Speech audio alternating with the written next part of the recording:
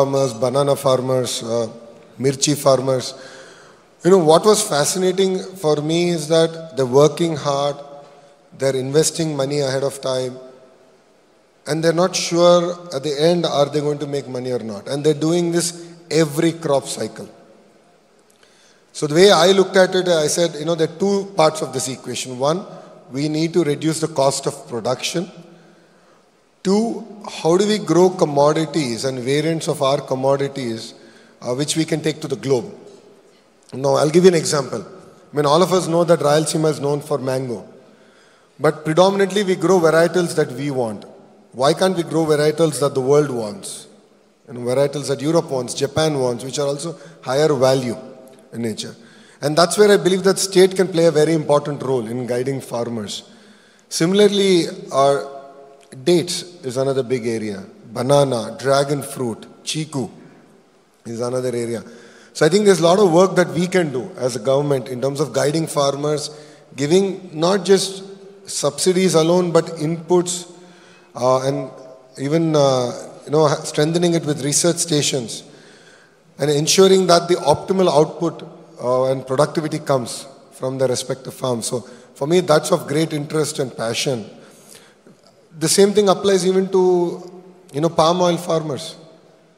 If you look at it, thanks to Annagaru, Andhra and Telangana, the two Telugu-speaking states have a very important role to play in palm oil, and we help government in terms of saving our forex. We have to support them, but we have to be in the smart way. We have import duties and exports subsidies based on the inflation. So how can we have a table making it easy so that government can take appropriate decisions? For me is very fascinating. So these are, I think, interventions you'll see at a policy level that will come up. And I truly believe that Rayalaseema particularly has a great opportunity to leapfrog in agriculture. It's amazingly fertile soil, and just giving water through drip and giving extension to the appropriate horticulture crop, I think, can truly transform agriculture in that sense. And the last bit I'd like to add is technology plays an important role, more so from government's ability to map which commodity is being grown where and in what quantities, and how should government be prepared in terms of sale price hikes or slumps. Because there are days when tomatoes are highly priced, there are days when tomatoes go for 10 paisa, 50 paisa kg. So I think our government's ability to forecast that, prepare for that, and guide, advise farmers for that, I think will be very important, and that's something that we'll work on this time. Yeah, on the context of that, I've seen in your previous turn, you also attended Davos, and given that context, wanted to understand what is your strategy for attracting a lot of FDI, because I've seen you have delivered successfully on the government promise for Kia, and also you're quoting Foxconn and Brookfield. What do you see your strategy for, bringing a lot of FDI investments to the state of AP? Fundamentally, two things. Number one, India requires a lot of policy intervention at the national level to attract greater investments to our nation. See, today, honestly, it's not just about competing amongst ourselves as states, but we are also competing with other countries. I'm competing with Vietnam for attracting electronics investments. I'm competing with Ecuador on aqua exports. I'm competing with other countries on agri-commodities. So it's very, very important that we largen the pie, create a very conducive environment for medium, large corporates, global corporates to look at India as their hub. Second, it's no longer about ease of doing business, it's about speed of doing business.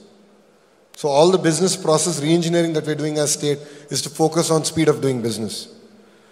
So, when I met Chandra sir, who's the chairperson of Tata Sons, and I was asking him what his advice to me would be, he said, just focus on speed of doing business. And he said, today corporates are spending $2, $3, $5 billion on each project. Imagine a 6 months delay. It'll throw their entire business plan out of shape. 6 months delay would result in losses that they have to carry forward on their balance sheet. So our singular focus is on speed of doing business.